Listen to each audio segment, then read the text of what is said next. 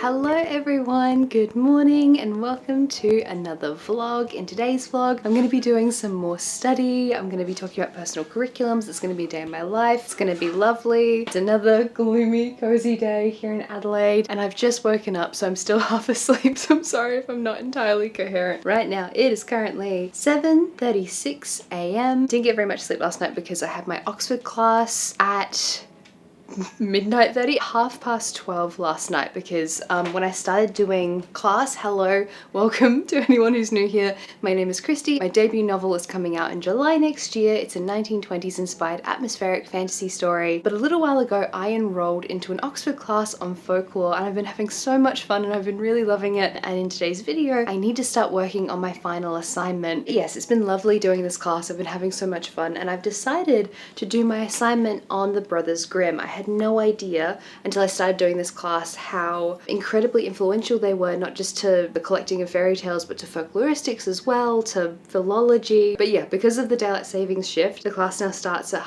midnight. So I need to put on Mabel's harness, need to get my shoes on. That's about it. I'm still half asleep. Let's go get something to eat and go for a little walk. And then I can come back and talk to you some more. Let's not eat that.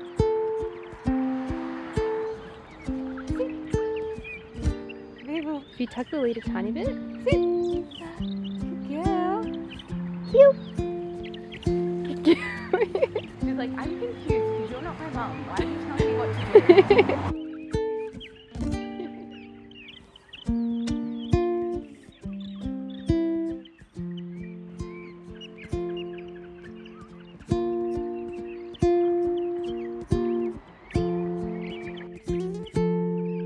We had the most delightful cinnamon scrolls. They were really good. So we've been kind of on a journey to find the best cinnamon scroll in Adelaide, and I like a cinnamon scroll that's a bit more bready, whereas Casey's preference is for a cinnamon scroll to be a bit less doughy and bready. I think we found the perfect cinnamon scroll, which is right between our tastes. I'm just gonna quickly do simple makeup, starting with this sun cream, which was recommended by one of my patrons. Basically doesn't feel like you're wearing sun cream at all. And I don't know if I'd wear it outside all day in the Australian sun because our UV, we're in the southern hemisphere, so the UV is higher in the southern hemisphere because of the tilt of the earth. This is one of my fun facts where a lot of people think it's because of the hole in the ozone layer. It's because of the tilt of the earth. And one of the biggest things that's really helped my acne this past year, because it's been really good for the past maybe 6 months, is just using my fingers instead of using a makeup sponge. I was cleaning it quite regularly, but still the bacteria just was enough to set my skin off. So honestly, just using my hands, I just wash my hands with soap before I do my makeup and then I wash them straight after doing my foundation. So in this video today, I wanted to return to the topic of the personal curriculum. In my last video, when I spoke about doing this Oxford class, I brought up the personal curriculum. I've made personal curriculum videos before where I've told you guys all of the books I'd recommend you read if you're an aspiring writer, my favorite books on craft, all that kind of thing. But today, for the personal curriculum topic, I wanted to build specifically on what my essay is going to be about. So for my essay for Oxford, for the folklore class, and for those of you who haven't seen that last video, this class is not on the content of folktales, but it's more on folkloristics. It's more on the study of folklore itself. Oh my god, and I learned about Andrew Lang, so I have a compilation of Andrew Lang's fairy tales, and so I knew about the Lang's fairy tales and the fairy books. Didn't realize that all of the folklore scholars from around this time were just very sassy to each other. They just bickered with each other. It's actually really entertaining. So my final assessment is just a teeny tiny essay. It's only 1500 words. That is nothing. Like, that's actually more challenging for me because I find it harder to write shorter things. Like, I have 10 or 11 sources already for this assignment. But one of the recommendations that came out of this class, because a number of the students have read this book and loved it, and this is a biography on the Brothers Grimm. Now, this is one of my sources for this assignment, but I haven't read it yet. I've had a bit of a look at it, but I haven't properly read it yet. So I'm excited to really dive into this. Built my personal curriculum with all of my sources for the Grimms. I've got everything I want to read. I'm going to start off today by reading this book. I'm going to see how much I can get through this morning. I'm going to head to my desk and do a little bit and just make sure I've got everything I need. And then after that, I'm going to head off and go to the library. So I've just been going through my essay plan. My essay is going to be a critical survey on the Brothers Grimm and their approach to folklore. I got the feedback a little bit ago on my essay plan, which was basically just like the 4 paragraphs and then dot points of the key sources and some key quotes. So for example, that the enterprise of the Grimms was originally a scholarly one to make a collection of traditional oral tales. The Grimms also saw in folk poetry, in the songs, fairy tales and legends of the common people, the echo of ancient literature. I don't like working this way because when I work I'm very, very iterative, and so I feel like I did most of the assignment, like the prep work for the assignment, when I did the essay plan. Like I would have rather just sat down and written the assignment, but yeah, I've got my plan all ready to go. And basically what I'm looking for in reading this book, because I already have a lot of the context that I need, again,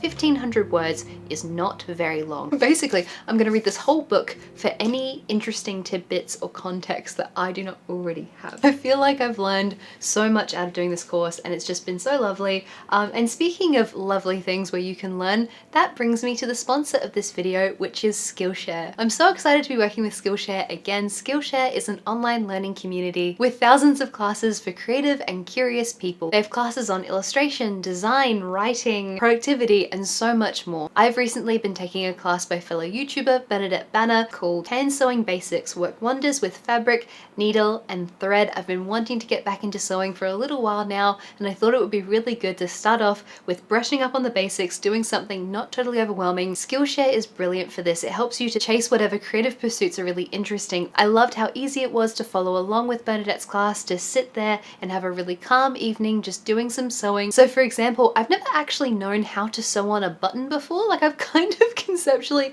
worked it out, but not known the proper way. And so I'm really glad that I now have that foundational skill. Just like this, Skillshare has so many brilliant, beautifully made classes taught by world-class creatives such as professional illustrators, renowned graphic designers, successful entrepreneurs. Skillshare is a wonderful gift to give yourself, but as we are in the month of December, it's also a brilliant gift to give to your loved ones. With Skillshare during the holiday season, it is the perfect time to give the gift of, I always wanted to learn that. The first 500 people to click the link in the description down below or scan the QR code will receive a 1-month free trial of Skillshare. Plus, don't forget that you can gift Skillshare memberships to your friends and family. So feel free to click that link, learn something new, and get started today. I think that I'm just about ready to head off to the library. I'm on my last little cup of tea. I actually did end up changing because it's a lot warmer today than I thought it was going to be. I thought the air was going to be cold this morning. I have my Haase bag, which I got sent by my publisher. Let's grab,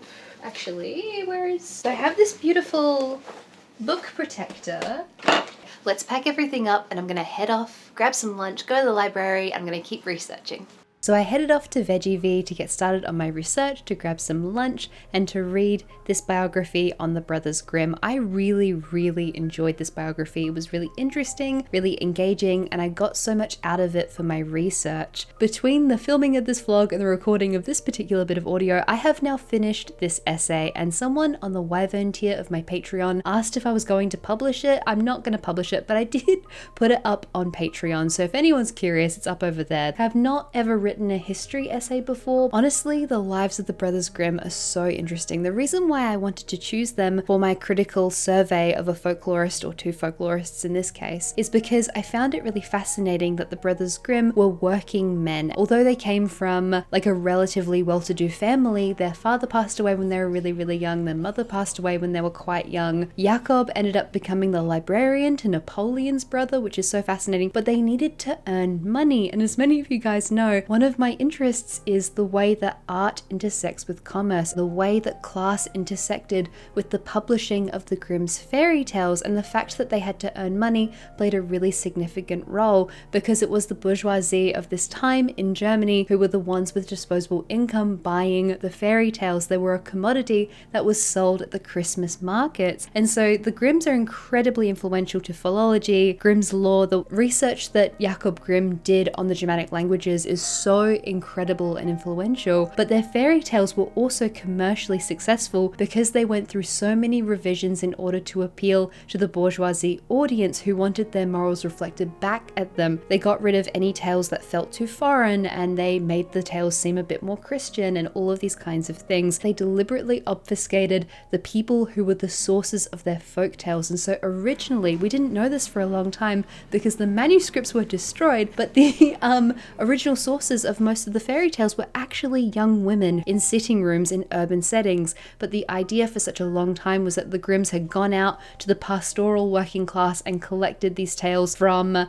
like the idyllic countryside. So there was such a difference between the actual sources of the Grimm's original fairy tales and who the Grimms wanted the public to believe the fairy tales came from, because it fed into this really romantic ideal of folklore coming from an idyllic working class, a more simple time, a more beautiful time. Even in the 1800s, people had these cottagecore ideologies. I find it so fascinating. Of course, the Grimm's tales came out around the same time as Frankenstein. I love Frankenstein, and we can see in books like Frankenstein so much anxiety around the Industrial Revolution and technology. Frankenstein is such a beautiful allegory of man versus God. I think Frankenstein is such an interesting text to look at now when we look at AI and technology, and so many of the anxieties that we have right now around technology were reflected even back in the 19th century. And so I loved doing this essay. I thought it was so cool. As I said, I chucked it up on Patreon, so it's over there if you want to read it, if you're interested enough. And so basically for the final essay, what I did was I started with the Brothers Grimm, a biography by Anne Schmeising. I went broad and I zeroed in, which is what I recommend if you're building a personal curriculum on any topic. Start with something which is entry level, which goes broad. Don't start with like, here's 50 things I need to read, because that'll just be overwhelming. And if you're new to a topic, you have no idea what you want to read or what you find interesting or what scholars you're going to respect and want to hear more of. So I would say always start small, start broad, and then see what piques your interest and then go from there. So for this essay, in the end, I had, I think, 12 sources, and honestly I could have done with fewer because I struggled to cut down the amount of, I wanted to put so much more into this essay, but genuinely I had so much fun. I particularly recommend the Internet Archive if you're just starting out with research. It's free. You can also read a lot of articles for free on JSTOR, you just can't download them. And also just, again, the library, the public library, but there are also private libraries you can join, like university libraries. I will advocate for the library until the end of time. That's it for my voiceover. I had the best time. I loved writing that essay. It was so much fun. It's getting on in the afternoon now and I'm all home. I managed to read about 100 pages of the Grimm's biography, and I've got a lot of really good, really helpful context. I did forget my tabs. Normally I put these little like kind of plasticky colored tabs when I read a book, because obviously I want to go back and reference things and type up my quotes and do all that kind of stuff. I didn't want to do that today. I just kind of wanted to focus on reading the book and absorbing the information and kind of getting through it a little bit quicker. I also just could not be bothered carrying my tablet around with me. My tablet is so light. That's why I like using the tablet. It is a 4-year-old, 5-year-old Samsung tablet. I think it's an S. It might be an S7, I'm not sure. It's an older Samsung tablet and I love it to bits and it's so helpful. And it's what I use for all of my writing out and about, and it's great. And everyone thinks it's an iPad, and it's not an iPad, it's a Samsung tablet. This one. It's right here. Couldn't be bothered bringing it around with me. I just didn't have the energy today. Just grabbed a pencil on the way out. Normally I'll bring a mechanical pencil with me.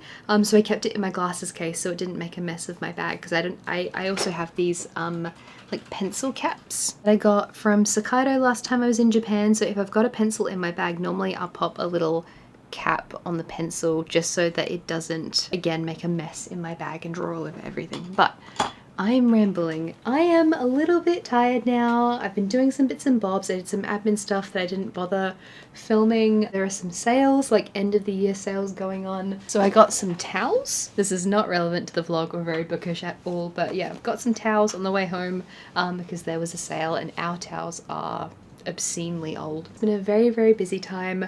Recently, I've just been catching up with work stuff because I was sick, and the knock-on effect has just like pushed back everything, because I had to push back my deadline for my novel, Theodore's Tea Shop, and then I had like all my actual work stuff get pushed back, and then Spiegeltent's been pushed back up. So I am running behind, but that's okay, that's life. But I'm planning on taking a big break over Christmas, just like resting a whole bunch, watching a whole bunch of movies, reading, taking it very, very easy. I can't wait. I'm so excited. It's gonna be our first Christmas with Mabel. But yeah, I'm gonna go make some banana bread. We have some very overripe bananas.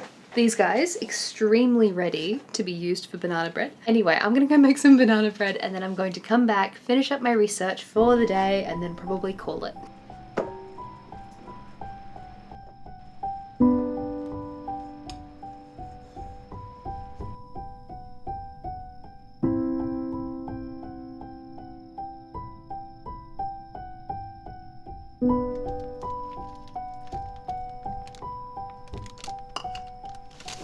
So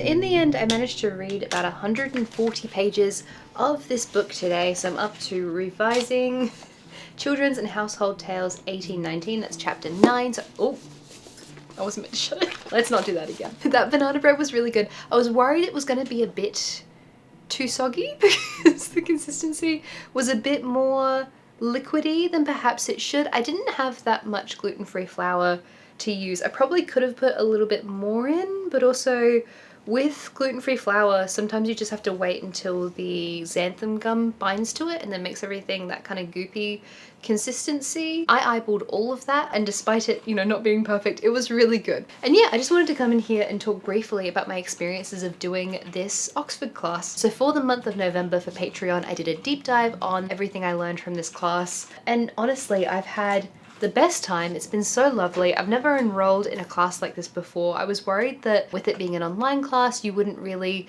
interact with other people or interact with the lecturer or anything, but the lecturer has been so lovely, so helpful. I've learnt a whole bunch, and honestly, I was really impressed by how bespoke this was. Like in this class, there was a real want to support the students in whatever area it was that they were interested in. So when I had so many areas that I wanted to explore with this class. Like I wanted originally to look into witchcraft, and then I wanted to look into fairy stuff. I'm so interested in fairies and changelings and the history of fairies in the British Isles. That's like a massive area of interest for me, and I've loved fairies from a very young age, so that's a really big one for me. But then we got to the Brothers Grimm, and I was so interested by it, and so many people in the class recommended this book that I kind of based the fact that I wanted to do my assignment on the Grimms around this. And then eventually we got to Andrew Lang, and I was like, oh my god, would I rather do that, because Lang just seems kind of bitchy in the like most fun way. Like I really would like to look into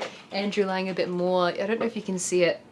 I have the fairy tales in a stack of books right here, right out of view of the camera. Got to Yeats, there was this beautiful poem about fairies and changelings. Anyway, the whole thing has been really cool, and I've really loved it. So I'm excited to see how I go on this assignment, even though it's just pass fail. I don't know what kind of feedback we'll get, but anyway, as I said, 1,500 words is absolutely tiny. It's nothing. It's like the briefest shadow of a whisper. It's a very small assignment. Again, this class is at an undergrad level. I've done postgrad stuff, and so the assignments tend to be a bit bigger. I was worried for a little bit there that my hubris of wanting to finally go back to doing like study stuff. So the end of this year has been a little bit fun. And I also just kind of find that after these big announcements with publishing, that I kind of just have a period of just having a little bit of low energy. I think because I build myself up with so much stress, and I kind of felt this way for querying. So when I queried, I was really stressed, and then I didn't really even feel it until after we announced that I got my agent, and it was the same thing for the submission. And so this past winter, especially because we got Mabel as well, so we got a puppy, so on top of all of that other stress, there was the, you know, the lifestyle change of suddenly having a beautiful little baby puppy, and not sleeping for quite a while. So it's been a long day, and it's been a really long year, like the longest winter of my life, but not in a bad way. Like like we have had such beautiful new experiences this year, and I've made a lot of things I'm really excited about this year. I've made a lot of like headway on Spiegel Tent. I've done 2 drafts of Spiegel Tent, finally, you know, finished the 2nd draft of Spiegel Tent. Theodora's Tea Shop got announced. Theodora's Tea Shop is coming out just next year. It's really close now, so there's been a lot of really exciting things,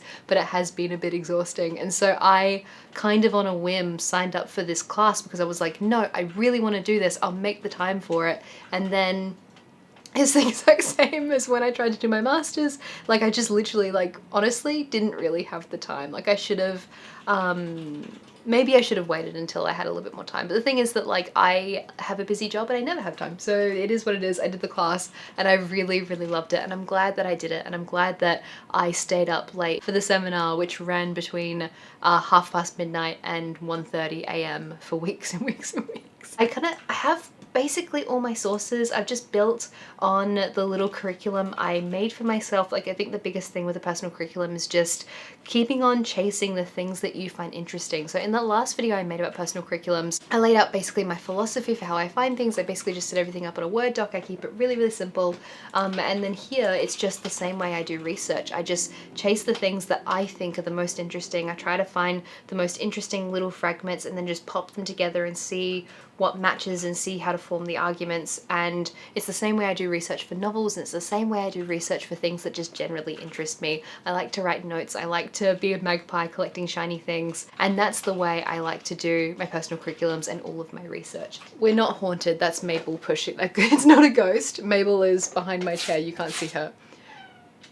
Anyway, I just wanted to say a massive, massive thank you to all of you for being here, to all of you for supporting these videos, everything from this past year. It's been a huge, amazing year. But anyway, thank you for being here. I do really, really appreciate it. And also a massive thank you to everyone over on Patreon for supporting my channel. Without the beautiful people over on Patreon, I wouldn't be able to make these videos. Over there, we have a whole bunch of bonus stuff, bonus content, our book club, our Discord server. I post writing updates, so many fun things over on Patreon. So if you want to check it out, there's a link in the description down below. Take care everyone, and I will see you next time. Bye bye.